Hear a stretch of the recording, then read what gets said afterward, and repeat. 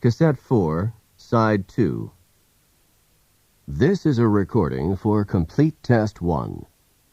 If you are having difficulty hearing the audio, make any necessary adjustments in the volume now. Read the directions in your textbook as you listen to the directions on this recording. Section 1. Listening Comprehension. In this section of the test, you will have an opportunity to demonstrate your ability to understand conversations and talks in English. There are 3 parts to this section, with special directions for each part. Answer all the questions on the basis of what is stated or implied by the speakers you hear.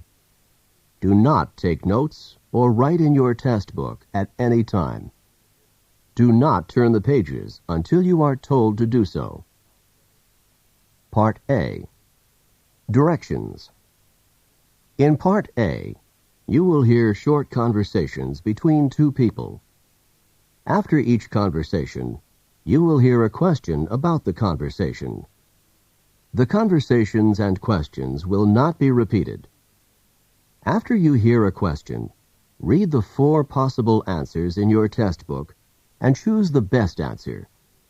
Then, on your answer sheet, find the number of the question and fill in the space that corresponds to the letter of the answer you have chosen. Listen to an example. On the recording, you will hear, "That exam was just awful." "Oh, it could have been worse." What does the woman mean? In your test book, you will read, A. The exam was really awful. B. It was the worst exam she had ever seen. C. It couldn't have been more difficult. D. It wasn't that hard. You learn from the conversation that the man thought the exam was very difficult and that the woman disagreed with the man. The best answer to the question, "What does the woman mean?" is D. It wasn't that hard. Therefore, the correct choice is D. Now we will begin Part A with the first conversation. Number 1. Carla said that you were rather rude. It's unfair of her to say that about me. What does the man mean?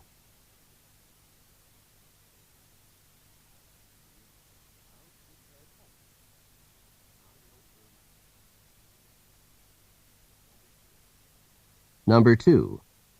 I don't think this painting is very good. It's better than the first one, isn't it?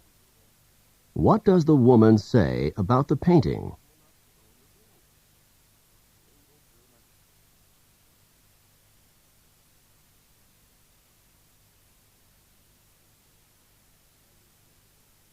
Number 3.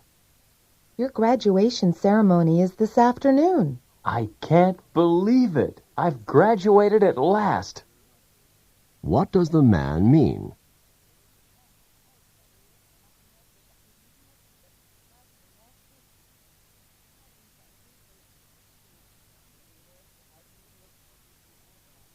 Number 4. I got this dress for only $5. $5? How did you get it so cheap? What does the man mean?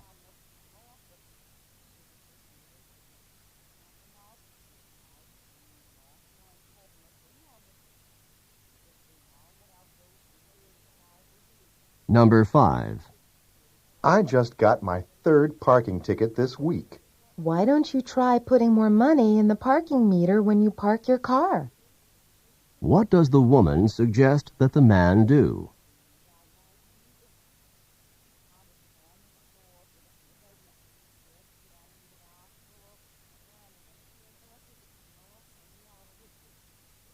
Number 6.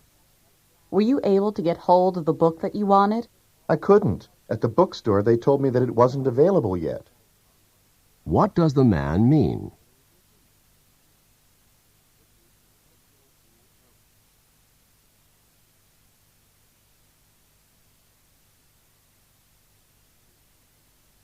Number 7. Professor Mitchell's lecture certainly went on and on for quite some time. I thought he was never going to finish. What does the man imply about the lecture?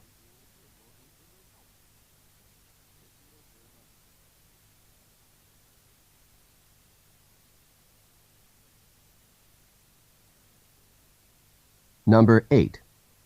You don't have the notes from yesterday's physics class? No, I don't. Do you think I could borrow yours? What does the woman mean?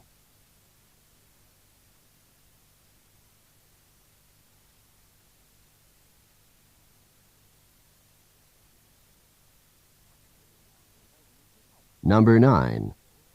You said that you wanted to go shopping this afternoon. What do you want to get? I think I'd like to get my dad a new wallet for his birthday. What does the woman mean?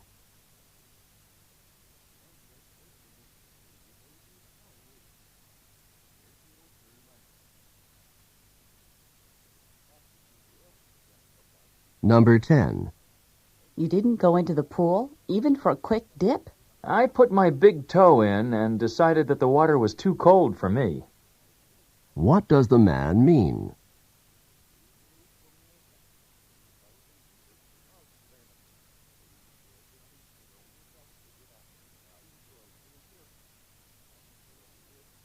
Number 11. Do you know where your sweater is? I think I left it at my sister's house, but I'm not sure. What does the woman mean?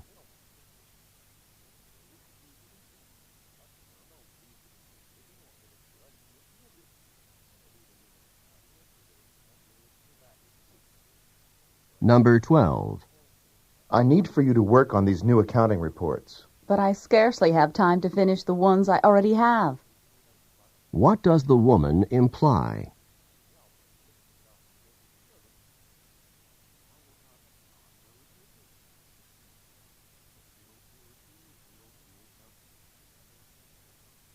Number 13. How much longer do you think you're going to stay on that exercise machine? I give up. What does the man mean?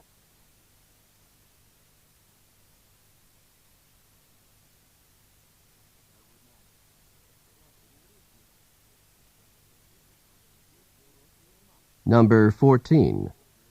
Look at those waves coming in. They're as huge as I've ever seen them. You can say that again. What does the man mean?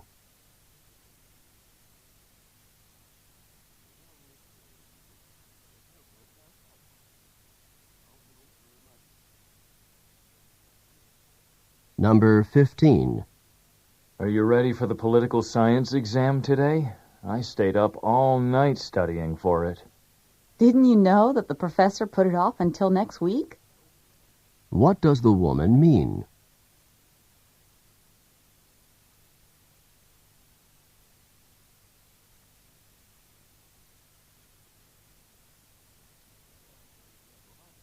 Go on to the next page.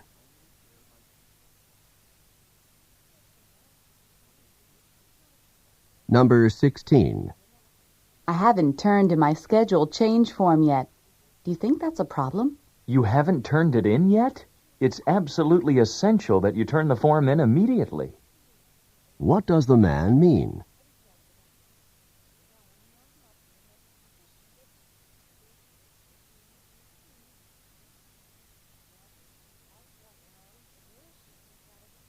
Number 17. I'd like to try on some rings, please. Do you prefer rings in gold or silver? Where does this conversation probably take place?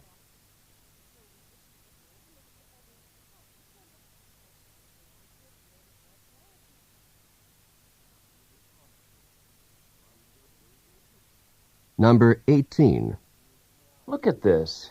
You made an awful lot of long-distance calls last month. I called my family even more than usual. That's why the bill's so much higher than usual. What are the man and woman probably discussing?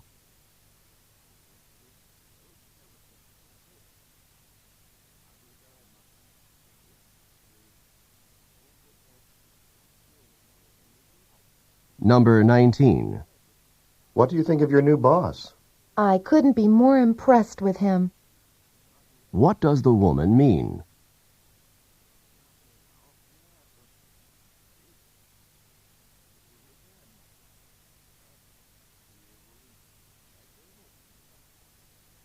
Number 20. Mike, do you know when the recital starts? It starts at 3 o'clock, doesn't it? What does Mike mean?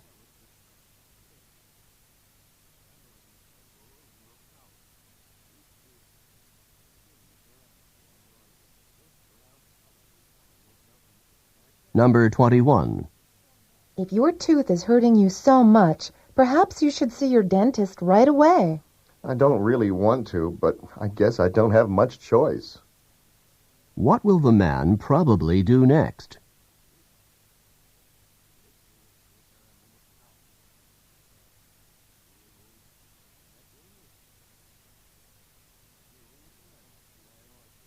Number 22. I need to buy some stamps. Then you'd better get to the post office quickly because it closes at 5 o'clock. What can be inferred from the conversation?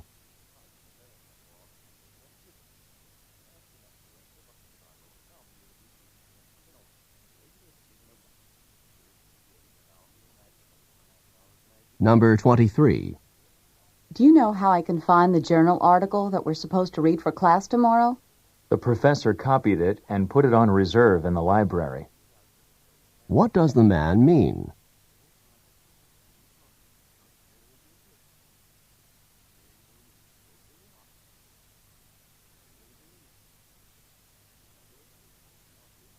Number 24. I really think you should try to be a little more calm. If I were any calmer, I'd be asleep. What does the man mean?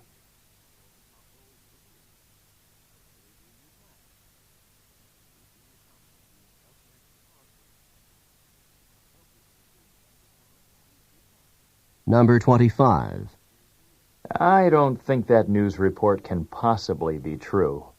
Neither do I. What does the woman mean?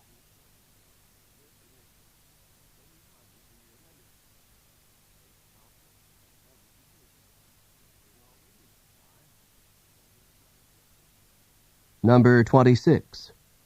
Has management decided on a new policy for pay raises? It's still up in the air. I think it will be discussed again at the meeting next Friday. What does the man mean?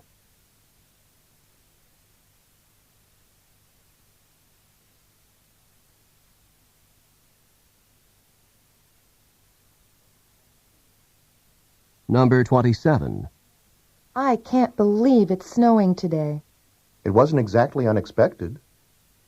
What does the man mean?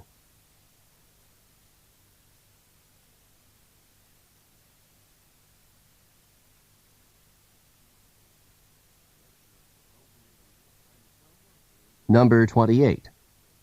How do you think you did on the literature exam that you had this morning? I really wish I could take it over again. What does the woman imply?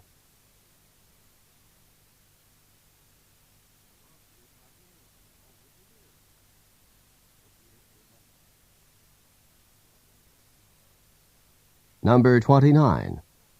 You didn't have to wait outside. You could have just opened the door and walked right in. So the door was not locked. What had the man assumed?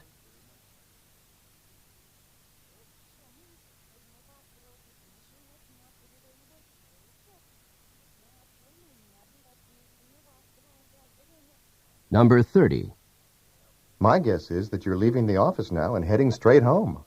You've hit the nail on the head. What does the woman say about the man?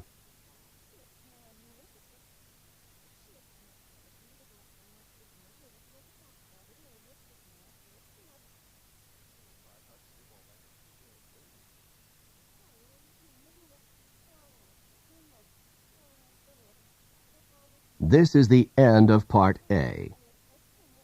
Go on to the next page.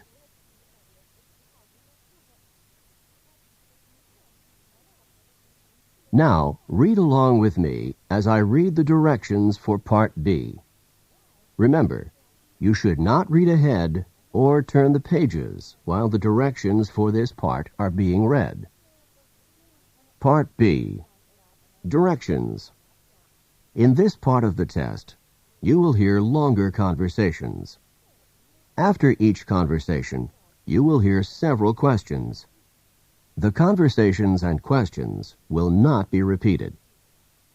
After you hear a question, read the 4 possible answers in your test book and choose the best answer.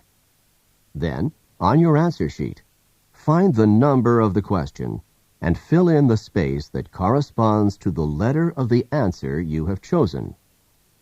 Remember, you are not allowed to take notes or write in your test book. Now we will begin Part B with the first conversation. Questions 31 through 34. Listen as a man and woman discuss a haircut. Hi, Bob. Your hair looks nice. It's a bit shorter than usual, isn't it? A bit shorter? I don't think so. It's a lot shorter. When I look in the mirror, I don't even know who's looking back at me. So you got your hair cut, but you didn't get the haircut that you wanted. This is not even close to the haircut that I wanted. I asked to have my hair trimmed just a little bit, and the hairstylist really went to town. When I looked down at the floor, there were piles of hair, my hair, on the floor. I couldn't believe it. Well, what did you say to the hairstylist? What could I say? The hair was already cut off. I couldn't exactly say, please put it back on, although that's exactly what I did want to say. Well, at least your hair'll grow back soon. That's what everyone is saying to me. It'll grow back. It'll grow back. But it won't grow fast enough to make me happy. Maybe after you get used to it, you'll like it a bit more. Number 31. What seems to be true about Bob's haircut?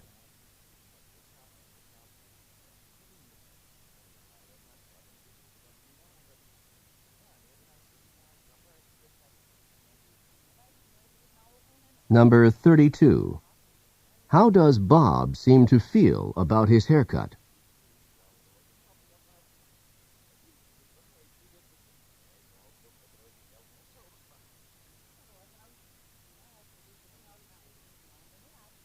Number 33. What did Bob see on the floor?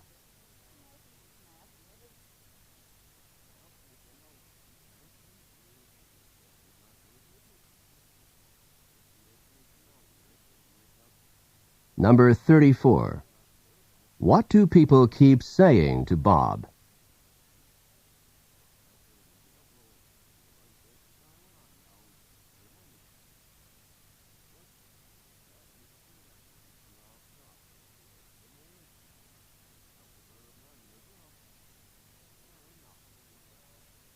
Questions 35 through 38.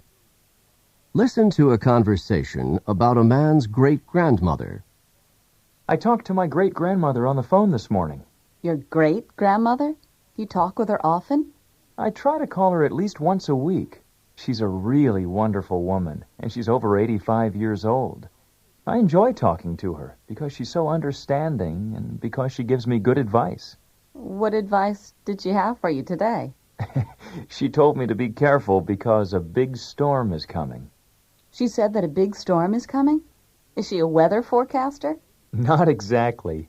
She says that she can feel it in her bones when a storm is coming. I know it sounds funny, but when she feels it in her bones that a storm is coming, she's usually right. That's not actually so funny. When people get older, the tissue around their joints can become stiff and swollen. Just before a storm, the air pressure often drops, and this drop in air pressure can cause additional pressure and pain in swollen joints. So when your great-grandmother tells you she thinks a storm is coming, she probably has some aching in her joints from the decreasing air pressure. Then I had better pay more attention to my great-grandmother's weather forecasts. Number 35. How often does the man usually talk to his great-grandmother?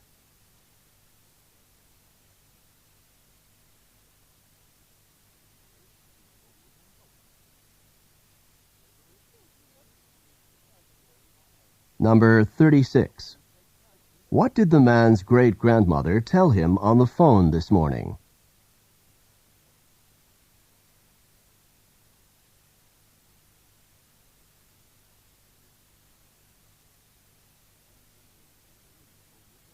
Number 37.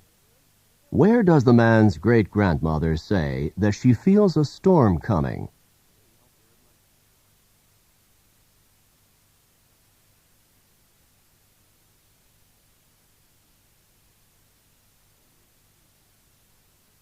Number 38.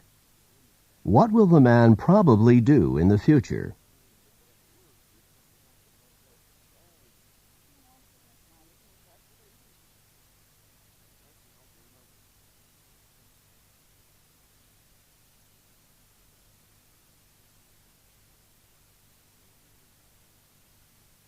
This is the end of Part B. Go on to the next page.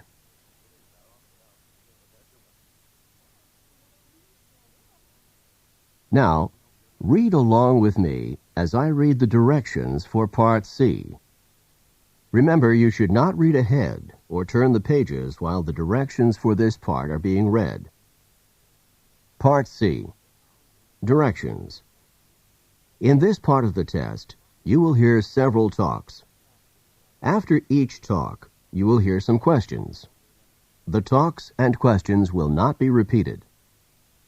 After you hear a question, read the 4 possible answers in your test book and choose the best answer. Then, on your answer sheet, find the number of the question and fill in the space that corresponds to the letter of the answer you have chosen. Here is an example. On the recording, you will hear, "Listen to an instructor talk to his class about painting." Artist Grant Wood was a guiding force in the school of painting known as American Regionalist, a style reflecting the distinctive characteristics of art from rural areas of the United States. Wood began drawing animals on the family farm at the age of 3, and when he was 38, one of his paintings received a remarkable amount of public notice and acclaim. This painting, called American Gothic, is a starkly simple depiction of a serious couple staring directly out at the viewer. Now listen to a sample question. What style of painting is known as American Regionalist? In your test book, you will read A. Art from America's inner cities. B. Art from the central region of the U.S. C. Art from various urban areas in the U.S. D. Art from rural sections of America.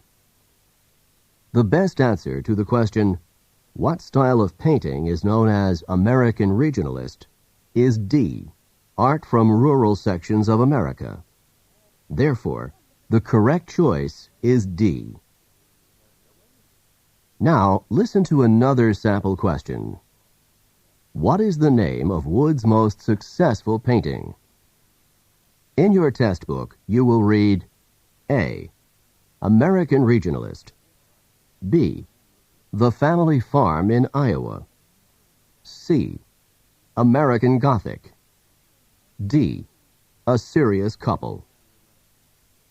The best answer to the question, what is the name of Wood's most successful painting, is C. American Gothic. Therefore, the correct choice is C. Remember, you are not allowed to take notes or write in your test book. Now we will begin Part C with the first talk. Questions 39 through 42. Listen to a talk by a tour guide in the Everglades National Park.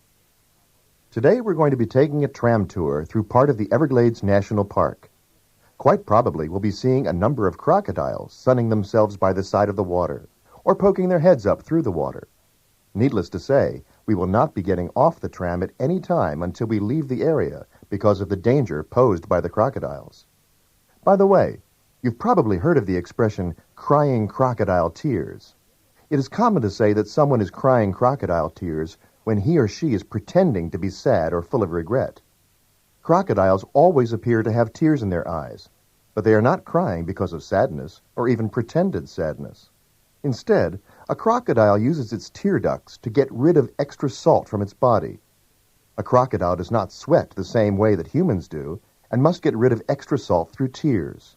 So if you see a crying crocodile, Do not think that it's feeling sad. It is basically sweating through its eyes. Look, over there on the right.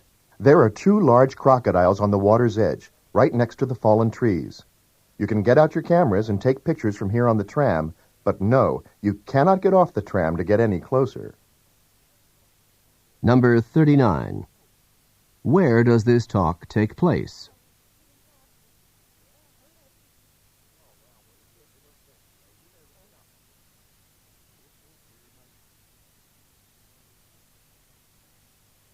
Number 40. What does the expression crying crocodile tears mean when it is used to describe humans?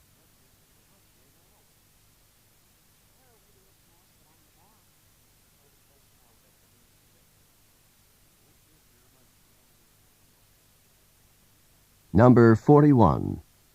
Why do crocodiles have tears in their eyes?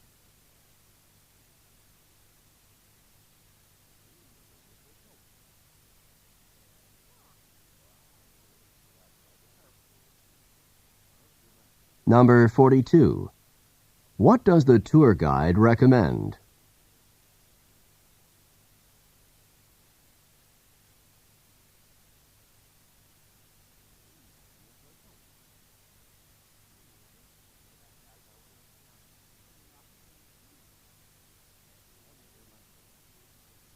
Questions 43 through 46. Listen to the following lecture by a university professor. Please take your seats now because I would like to begin today's lecture. Today, we will be discussing one of the more elegant and distinct forms of 19th century transportation, the clipper ship. Clipper ships of the 19th century were the graceful, multi-sailed, ocean-going vessels that were designed for maximum speed. They were given the name clipper ship in reference to the fact that they clipped along at such a fast rate of speed. Clipper ships were constructed with a large number of sails in order to maximize their speed. They often had 6 to 8 sails on each of the masts, and ships commonly had 3 and perhaps 4 masts. The speeds that they achieved were unbelievably fast for the era. Clipper ships could, for example, accomplish the amazing feat of traveling from New York to San Francisco in less than 100 days. Clipper ships first came into use in the United States in the 1840s. They were originally intended to make the trip from New York around the tip of South America and on to China in order to transport tea to the United States. Once gold was discovered in California in 1848, clipper ships were immediately put into use to carry large numbers of gold prospectors and large amounts of mining supplies from the East Coast to California. With the success of the American clipper ships, the British began their own fleet of clipper ships to transport goods from the far reaches of the British Empire. That's all for today's class. Don't forget that there's a written assignment due on Friday. Number 43. In which course would this lecture most probably be given?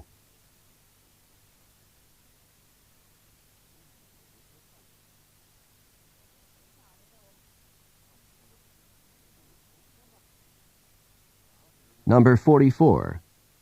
What is the most likely meaning of the expression to clip along?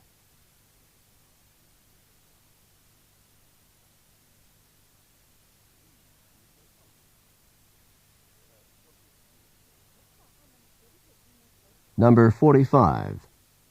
What were clipper ships first used for in the United States?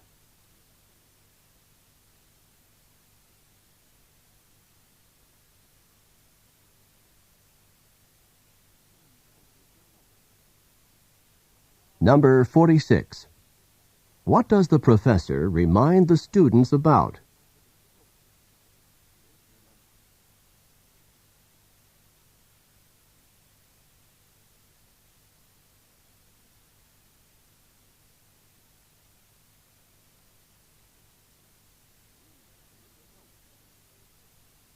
Questions 47 through 50. Listen to the following talk by a drama coach to a group of actors. I know that some of you are feeling more than a little nervous about tonight's performance, and I want you to understand that this is quite a natural feeling. You are going to be on stage in front of a lot of people tonight, and it's normal to be experiencing some nerves. I would like to help you to understand these feelings and not let them interfere with your performance. What you are experiencing is called stage fright. Stage fright is the fear that develops before you give a performance in front of an audience. Stage fright is not experienced just by actors and actresses. It can also be experienced by musicians, athletes, teachers, anyone who performs in front of a group of people. It occurs before a performance when a performer is concerned about looking foolish in front of others. Just before tonight's performance, if you're feeling a bit tense, if your knees are shaking, if your stomach has butterflies in it, and if you are thinking about how bad your performance could be, then you have a major case of stage fright. To control stage fright, you can work to control both the physical reactions and the negative thoughts. To combat the physical reactions, you can try techniques such as deep breathing, muscle relaxation, or even just laughing to relieve some of the pressure. To combat the negative thoughts, you should force yourself to focus on what you have to do, rather than on what other people are going to think. That's all I have to say for now. I'll see you back here at 6 o'clock, because the performance starts at 8 o'clock. Just remember that if you begin to feel at all nervous, try some deep breathing to relax, and focus your thoughts on the performance that you are about to give. See you this evening. Number 47. Who would probably not experience stage fright in their work?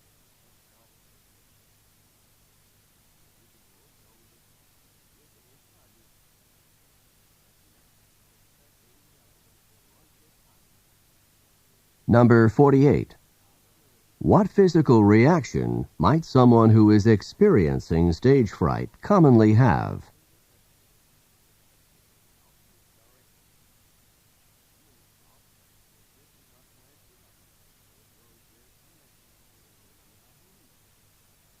Number 49. How can someone combat the negative thoughts associated with stage fright?